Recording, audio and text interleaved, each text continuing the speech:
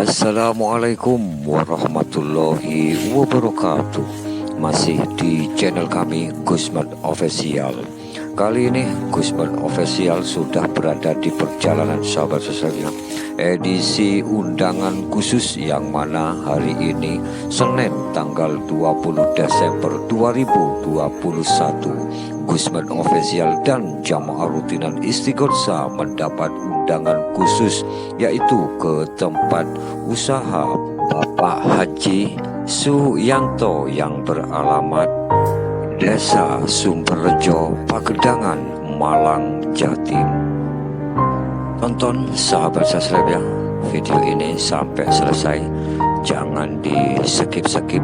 Jika bermanfaat, jangan lupa dibantu subscribe, like, share, and comment agar Gusman Official semakin lebih giat membuat berbagai macam video terbaru dan terunik yang sekiranya bisa diambil pelajarannya. Barakallahu fikum. Hari ini Senin tanggal 20 Desember 2021, undangan khusus sahabat sekalian.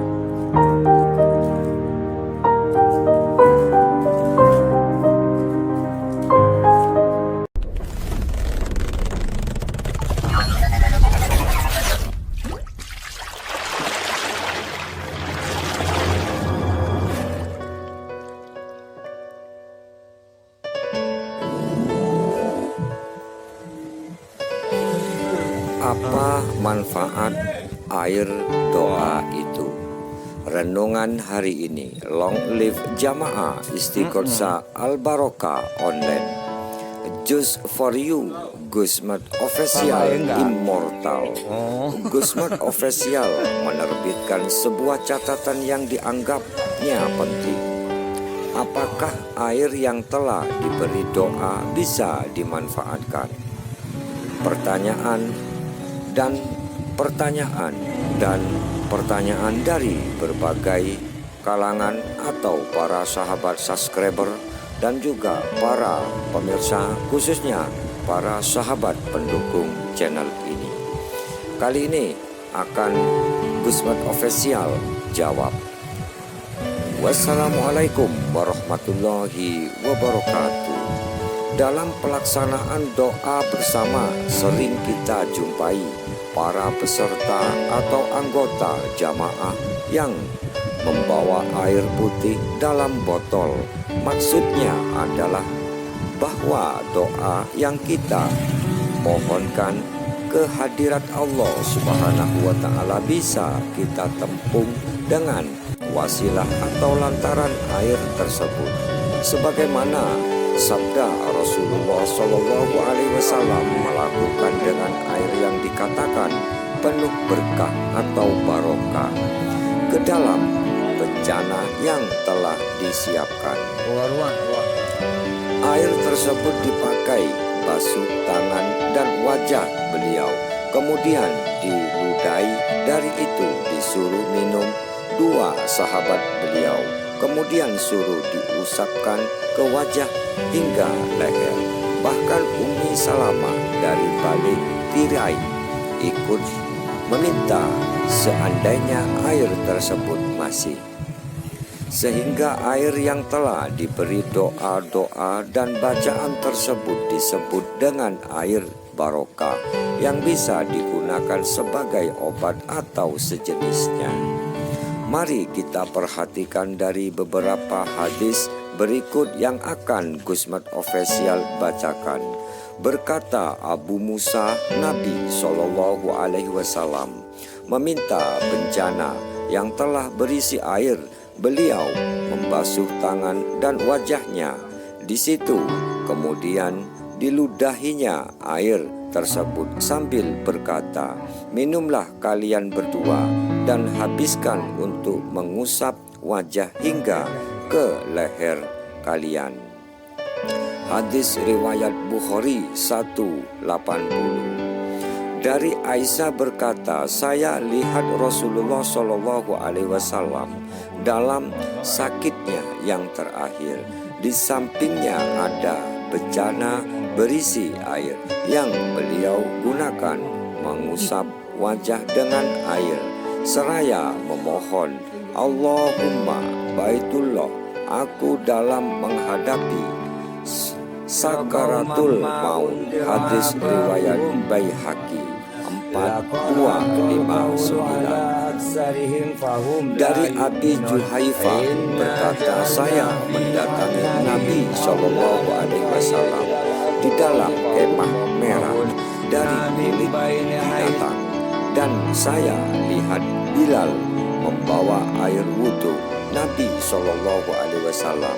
Orang-orang pada berebut tetesan wudhu beliau, dan yang memperoleh maka diusapkannya atau kebut ke tubuh, dan yang tidak memperoleh dia mengambil dari bekas tangan temannya yang basah.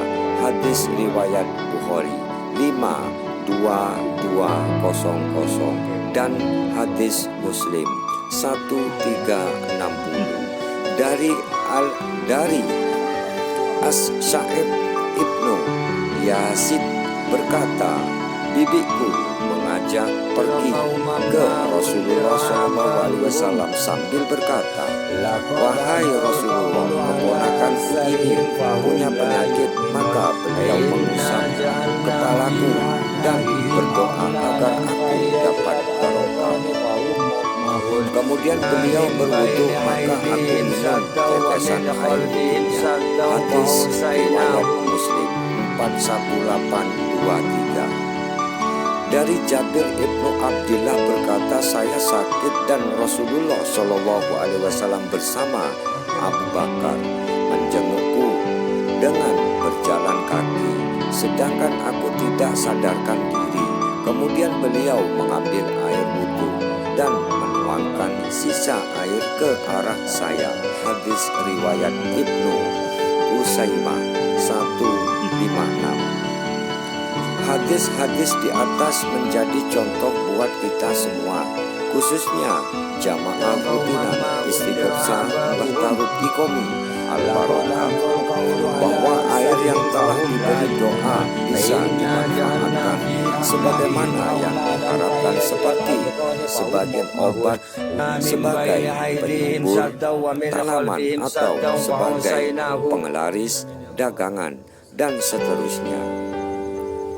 Maka para saudara jamaah rutinan Istighosah Bahtarut Iqomi Al-Barokah, doa bersama mujahadah Istighosah atau yang datang kepada seorang ulama, dia akan menggunakan air barokah sebagai wasilah. Hal itu sesuai dengan apa yang dicontohkan oleh baginda Nabi besar Muhammad Sallallahu Alaihi Wasallam.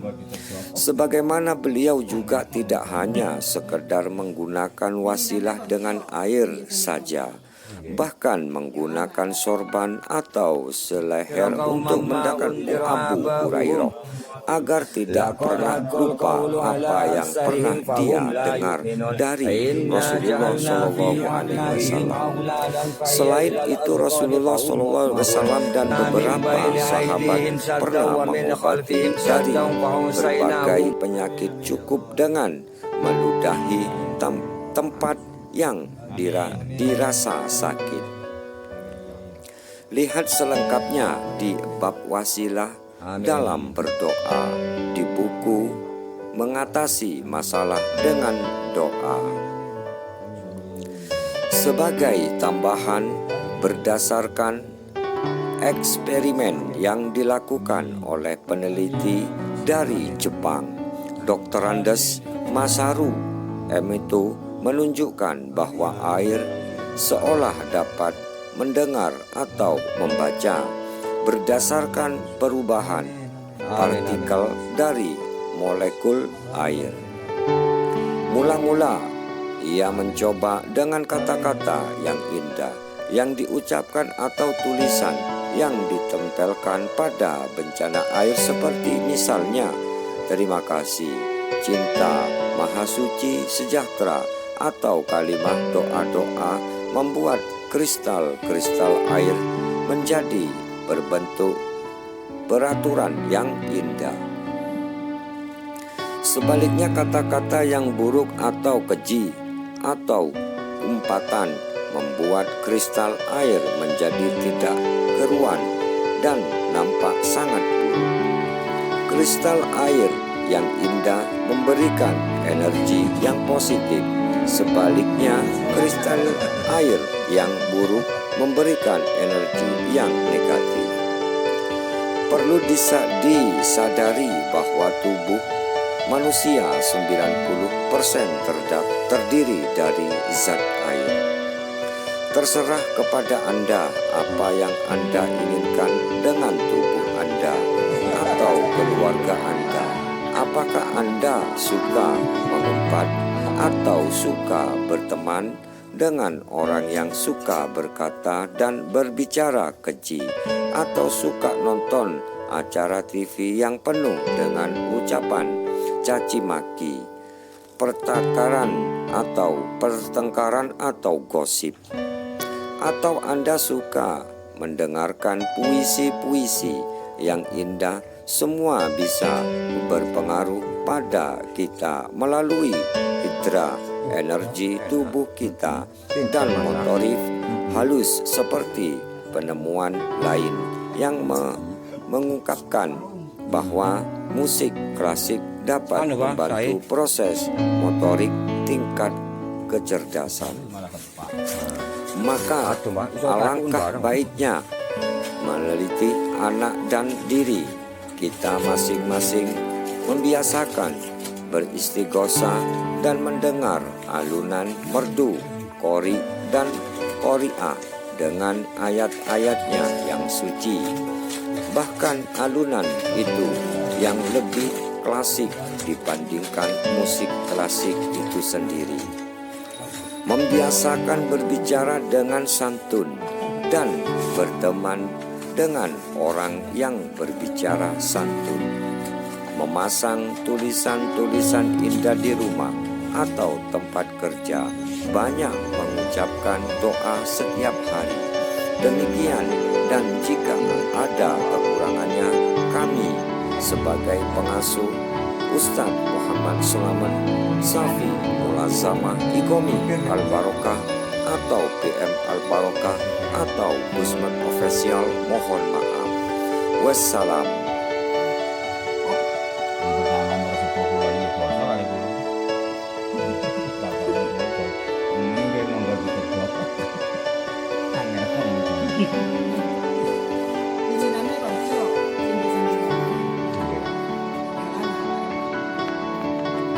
قوما ما أنذر آباؤهم لقد حق القول على أكثرهم فهم لا يؤمنون إنا جعلنا في أعناقهم أغلالا فهي إلى الأذقان فهم مقمحون من بين أيديهم سدا ومن خلفهم سدا فأغشيناهم.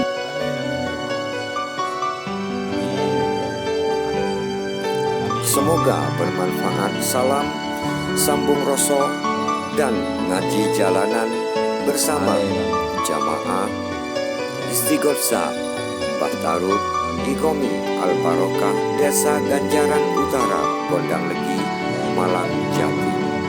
Visi dan misi 1, Hol Akbar. 2, pencinta riyadhah masal, terapi dohir batin dan ruqyah masal. 3, niat saling sambung doa bersama dan pencinta santunan yatim piatu dan pencinta santunan fakir miskin, wabil khusus pencinta ridho Allah Subhanahu wa Ta'ala Sallawasi. Semoga kita sekalian tetap dalam bimbingan taufik hidayah serta rahmatnya dan ridho Allah Subhanahu wa Ta'ala Sallawasi. Amin ya Rabbal Alamin. Salam ngaji jalanan Sallawasi. Sampai jumpa lagi.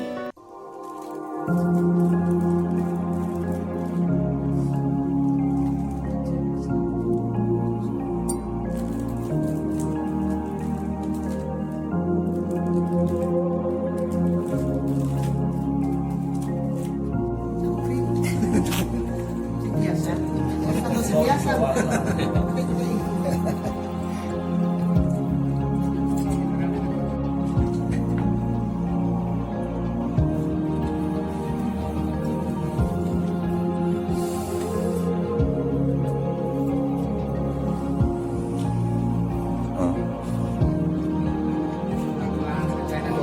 Enak.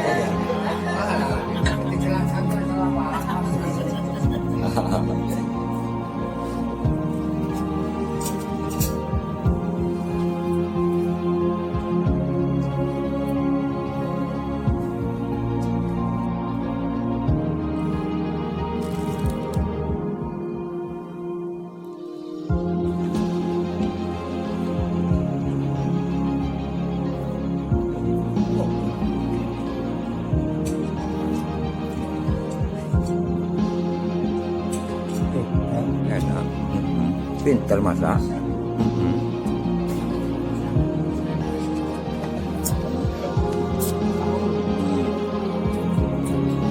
Anu Pak, saya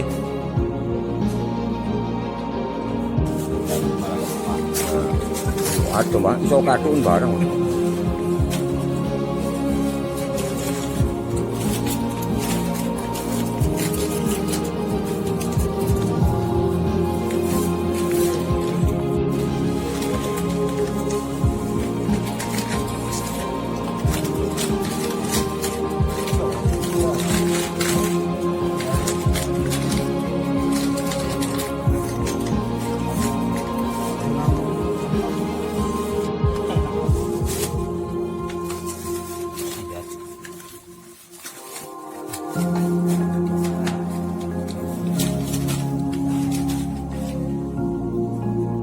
Allahumma sholli ala Muhammad.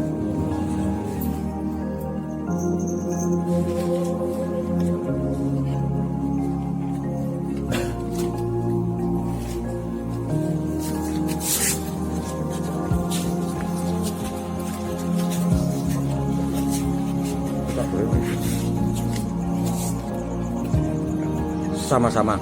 Monggo Pak Said. Assalamualaikum.